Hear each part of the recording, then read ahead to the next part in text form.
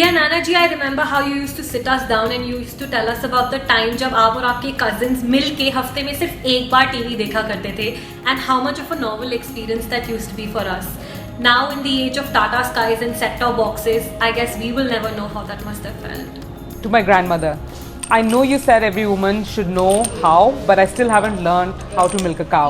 But I will one day, sure, pakka. So this is a tweet that I would send to my paternal grandfather, my Dadaji, just to tell him that now in India we get these very swanky synthetic surface tennis courts. So in the days he used to beat me on the red bajri. Those days are gone, and if he was to now play with me, I would beat him. Dear Dada, we have started writing differently now. We have also got a TV thinner than your radio. That radio remains special, and so do your teachings. Love.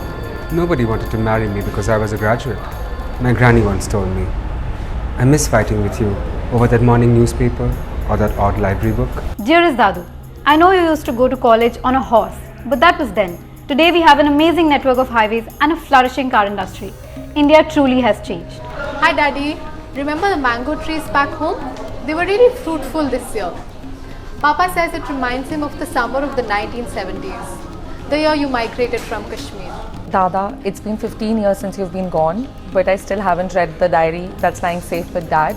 It just means that I haven't learned any Urdu still, but one day I will. To my Nanu in heaven, so yes, I went to Bombay and no, it's not how you described it to me.